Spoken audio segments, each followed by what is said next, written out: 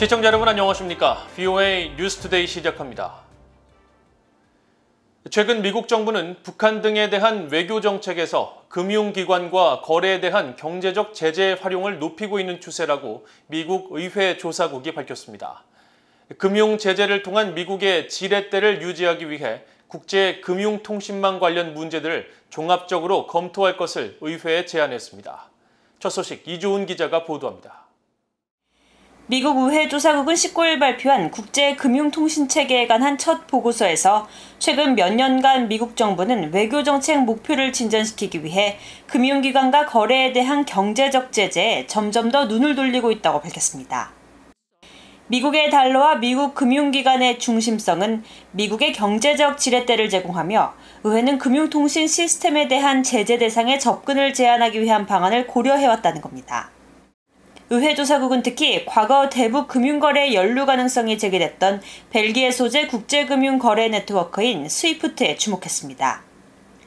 20개국에서 최소 11,500곳의 금융기관들이 이용하는 주요 국제은행거래망 스위프트는 벨기에 소속이기 때문에 미국의 제재는 스위프트와 제재 대상 기관의 금융메시지 처리는 금지하지 않지만 의회는 이란의 경우 스위프트와 같은 국제금융통신 시스템이 특정 외국은행을 시스템에서 제거하도록 유도하기 위한 제재 사용을 승인했고 북한의 경우에도 이런 정책을 고려한 적이 있다고 밝혔습니다.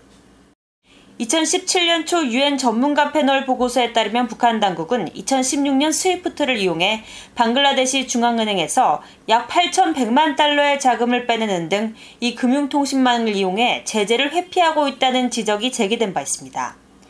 이에 따라 미국 의회 일각에서는 스위프트의 세컨더리 보이콧, 즉 3자 금융제재를 적용해야 한다는 주장이 나오기도 했습니다. 의회 조사국은 2017년 3월 벨기에 당국이 스위프트가 북한은행에 대한 서비스를 더 이상 제공하지 못하게 했고 이어 스위프트는 북한은행 7곳을 시스템에서 퇴출시켰다는 점을 명시했습니다. 의회 조사국은 특히 중국과 러시아 등 일부 국가들은 미국의 제재를 회피하거나 향후 제재 가능성에 대한 노출을 줄이기 위해 스위프트와 유사한 자체 금융통신 시스템을 만들고 있다고 밝혔습니다. 의회 조사국은 이어 의회가 미국도 자체 금융통신 시스템을 마련할 필요가 있는지 또 새 국제금융통신 서비스 공급자들이 미국의 소비자와 기업, 경제, 국가 안보, 외교정책 목표에 미치는 영향을 평가해 볼 것을 제안했습니다. 앞서 미국 의회는 지난 2017년 제정한 적대국들에 대한 제재법에 담긴 대북 차단과 제재 현대화법을 통해 6개월마다 북한의 국제금융통신 서비스 참여 현황을 의회에 보고할 것을 대통령에게 요구하고 있습니다. 또 같은 해 스위프트처럼 북한의 국제금융망 접근의 핵심 역할을 하는 전문 금융통신 서비스 제공자의 미국 달러 접근 제한과 같은 3자 금융제재를 적용하도록 하는 내용이 담긴 브링크 액트, 이른바 원비어법이 추진된 바 있습니다. 하지만 지난 2019년 말 제정된 원비어법에는 국제금융통신 서비스 제공자에 대한 세컨더리 제재 조항은 포함되지 않았습니다. VOA 뉴스 이존입니다.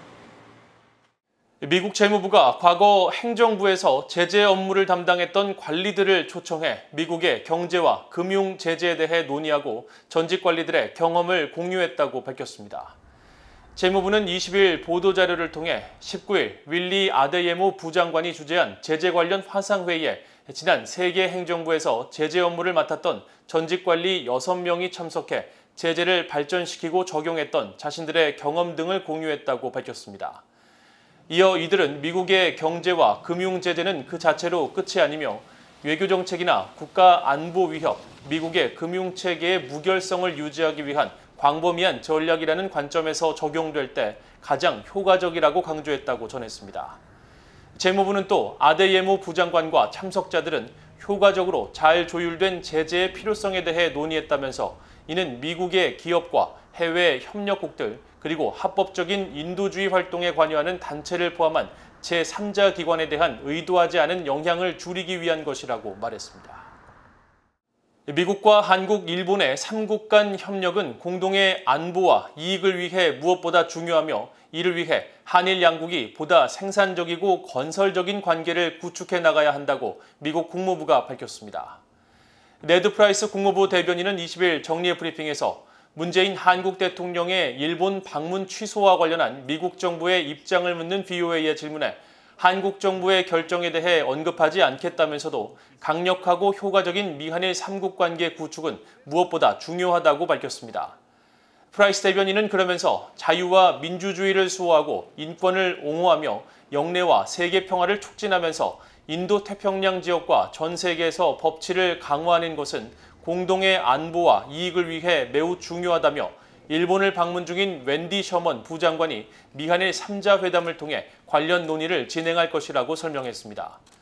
프라이스 대변인은 또 위안부 문제 등 한일 간 갈등을 겪고 있는 역사적 문제와 관련해서는 지난 2015년 한일 양국 간 위안부 관련 합의 노력을 환영한다고 밝히고 보다 생산적이고 건설적인 양국 관계를 구축하겠다는 그 같은 약속을 토대로 공통의 지역적, 국제적 우선순위에 대한 협력은 역사적 문제를 다루더라도 진행돼야 한다고 강조했습니다.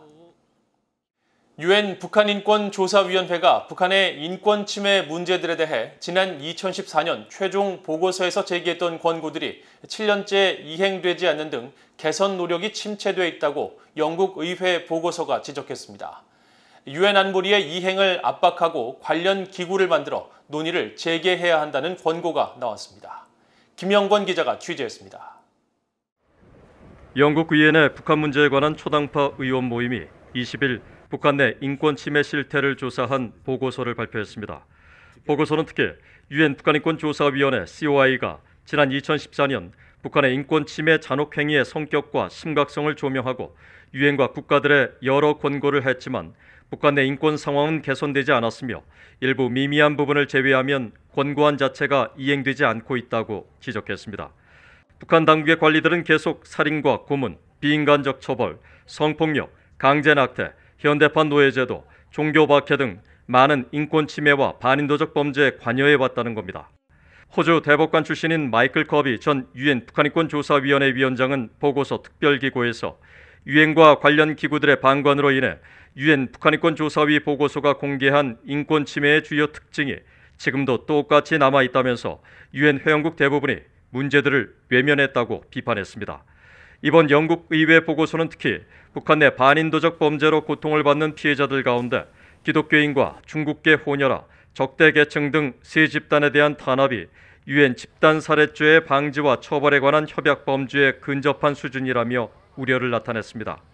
영국 의회 북한 문제에 관한 초당파 의원 모임의 공동의장인 데이비드 엘튼 상원 의원은 이날 보도자료를 통해 전 세계 수많은 도전과 관심에도 불구하고 국제사회는 궁지에 몰려 고통받는 북한 주민들을 절대로 잊지 말아야 한다면서 영국 의회는 북한 주민들을 대신해서 목소리를 내고 행동할 의무를 결코 잊지 않을 것이라고 강조했습니다.